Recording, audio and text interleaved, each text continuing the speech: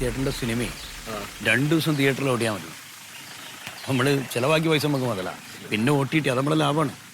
വേറെ കാര്യമുണ്ട്. കഴിഞ്ഞ പടം പോലെ ഇതും പൊട്ടിപ്പോകാൻ എന്റെ സ്വഭാവം അറിയാലോ. ആ നാക്ക് വിളച്ചൊന്നും പറയില്ല നിങ്ങൾ. ഇക്കാനുള്ള വിളിയൊന്നും പിന്നെ ഇല്ല, ഞാൻ രക്ഷപ്പെടുത്തും. ഇപ്പൊന്നും സമ്മതിച്ച് കിട്ടിയാൽ മതി. സത്യേട്ടാ നമസ്കാരം. നമസ്കാരം. എന്തുണ്ട്? എന്തൊക്കെയാണ്? നല്ല ഡേറ്റിനാണെങ്കിൽ ഇല്ലട്ടാ. സത്യേട്ടാ അങ്ങനെ പറയരുത്. അതെ, ഒരു ഉഗ്രം സബ്ജക്റ്റാണ്. എന്ത് സബ്ജക്റ്റ് ആയിട്ട് എന്താ കാര്യം? സംവിധാനം ചെയ്യുന്ന നീയല്ലേ? ഇതാണ് സത്യേട്ടാ അങ്ങനെ പറഞ്ഞത്. നമ്മൾ എത്ര സഹകരിച്ച സത്യേട്ടൻ്റെ അടുത്ത്. അത് പറഞ്ഞിട്ട് കാര്യമില്ല.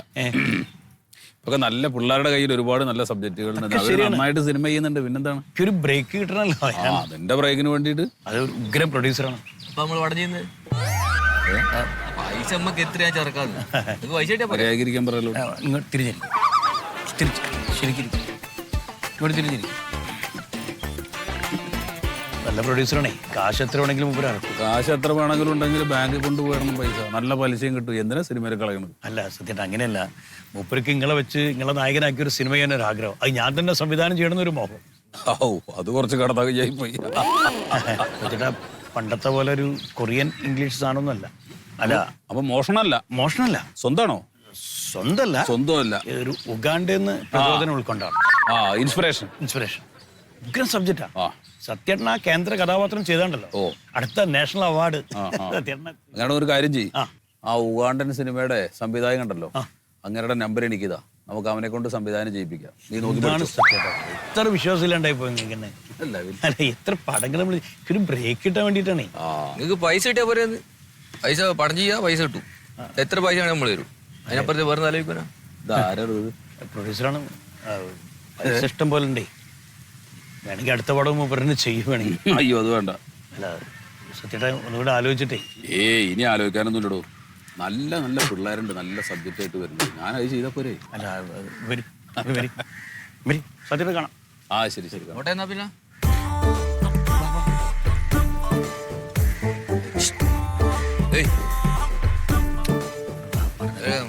സത്യം സാറ് ഭയങ്കര അത് ജാടയാണ്.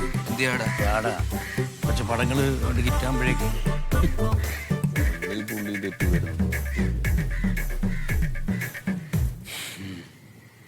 അതെ ഷൂട്ടൊന്നുമില്ലേ? ഇതെന്താ ഡിലേ?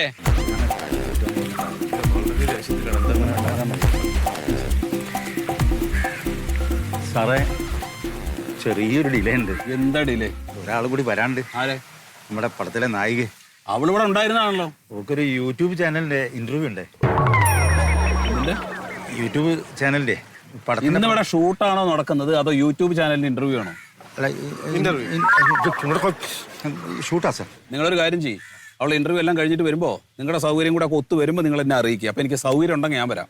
ഇത് പടം തുടങ്ങിയിട്ടില്ല, അതിന് മുമ്പേണ് ഇന്റർവ്യൂ പ്രൊമോഷൻ. 5 minute sir. അല്ലാത്തൊരു കാര്യം അതും പോയെന്ന് തോന്നുന്നു. സാറിന് വരും തോന്നുന്നു. ഇനിയിപ്പോ എന്ത് ചെയ്യാ? അല്ല ഏതായാലും നടീന്റെ ഇന്റർവ്യൂ നടക്കല്ലേ. ഓളത് കഴിഞ്ഞപ്പോഴേക്കും ഇന്നെ അങ്ങോട്ട് ഇന്റർവ്യൂ ചെയ്യാ. എന്തേ ഇന്ന് മൊത്തം ഇന്റർവ്യൂ ആക്കാം, നാളെ ഷൂട്ടിംഗ് ആക്കിയാ പോരെ?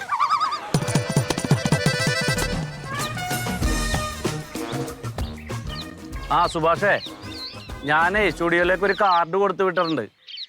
നമ്മുടെ മറ്റേ അലവലാതി ബേബി ഇല്ലടാ, അയാളൊരു പടം ഡയറക്റ്റ് ചെയ്യണ്ടല്ലോ. അതിലൊരു നായികയുണ്ട്, ഒരു ചവറ് റാണി. അവളെ ഞാനിപ്പോൾ ഇന്റർവ്യൂ ചെയ്തിട്ടുണ്ട്. ഇന്റർനാഷണൽ മണ്ടത്തരമൊക്കെയാണ് അവള് പറഞ്ഞിട്ടുള്ളത്. ഹമാസ് വലിയ രാജ്യമാണ്, അവൾക്ക് അവിടെ പോകാൻ താല്പര്യമുണ്ടെന്നൊക്കെ പറഞ്ഞ്. ഞാൻ 3-4 കുസൃതി ചോദ്യം എന്നൊക്കെ പറഞ്ഞിട്ട് കുറെ ഊളത്തരമൊക്കെ പറഞ്ഞിട്ട് നല്ല കളറാക്കി അങ്ങോട്ട് വിട്ടിട്ടുണ്ട്. 1.5 മാസം നമുക്ക് ആഘോഷിക്കാനുള്ള കണ്ടന്റ് ഉണ്ടായില്ലേ.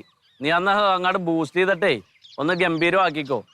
പിന്നെ ഞാനും സത്യം സാറും കൂടി കുറച്ച് ഇൻറ്റിമസി ആയിട്ട് പെരുമാറണ, സ്വകാര്യം പറയണത്, തോളത്ത് പിടിക്കണയൊക്കെ പോലത്തെ കുറച്ച് വീഡിയോസ് ഉണ്ട്. പുള്ളി എന്നെ തെറി പറയുന്നുണ്ട്. അവിടെയൊക്കെ ഒന്ന് മ്യൂട്ട് ചെയ്തിട്ടേ മ്യൂസിക് ഇട്ടിട്ട് ഞങ്ങൾ തമ്മിൽ ഭയങ്കര അടുപ്പം പോലെയൊക്കെ ബിൽഡപ്പ് ചെയ്ത് 48-ൽ സ്ലോ മോഷനിലൊക്കെ വിട്ടിട്ടൊക്കെ ഒന്ന് ഗംഭീരമാക്കിക്കോ കേട്ടാ. നമ്മളല്ലട ഈ ഊളകളെയൊക്കെ വലുതാക്കണത്. ഇത് കണ്ടു കഴിഞ്ഞാൽ അവള് വീട്ടിലിരുന്നോളിഞ്ഞ ഒരു ഒറ്റ പടത്തിൽ അവളെ അടുപ്പിക്കൂല. 10 വയസ്സുടെ വിവരമില്ലാന്ന്. ഇനി വല്ല റിയാലിറ്റി ഷോയിൽ ആങ്കർ ആയിക്കോട്ടെ, വിവരമില്ലാത്തവർക്ക് അതല്ലേ പണി. ഓക്കെ ഞാനേ നാളെ ഒന്ന് ഖത്തർ വരെ പോടാ. അവിടെ ഒരു ഷോ ഉണ്ട്, എനിക്ക് മാത്രം അനുമതിയുള്ളൂ അത് കവർ ചെയ്യാനേ. അപ്പൊ വന്നിട്ട് കാണാം കേട്ടാ. ഓക്കെ എടാ പാക്ക് ചെയ്തോ അത്.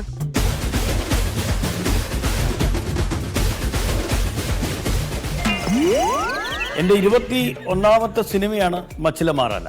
5 മേക്കപ്പ്മാരായിരുന്നു എന്റെ ചുറ്റിനും ഒരു 1.5 hours എന്നെ യക്ഷിയാക്കാൻ വേണ്ടിയിട്ട്. അവര് പറയായിരുന്നു, ഓ മൈ ഗോഡ്, എങ്ങനെയാണ് ഇത്രയ്ക്കും ക്യൂട്ടായിട്ടുള്ള ഒരു കുട്ടീനെ പെട്ടെന്ന് യക്ഷിയാക്കാന്ന് പറഞ്ഞിട്ടല്ലേ. നമ്മൾ മനസ്സിലാക്കേണ്ട ഒരു കാര്യം, പ്രേക്ഷകരാരും വിഡ്ഢികളല്ല എന്നുള്ളതാണ്. എന്തിനു പറയുന്നു? മൊത്തം ഞാൻ ഷൂട്ട് കഴിഞ്ഞ് നോക്കുമ്പോ ആ വീട് വെറും ഒരു സെറ്റായിരുന്നു, ഡമ്മി ആയിരുന്നു. ഞാൻ സ്വയം വിചാരിച്ചു ഞാനും ഡമ്മി ആയിരുന്നോ എന്ന് ചിന്തിച്ചു.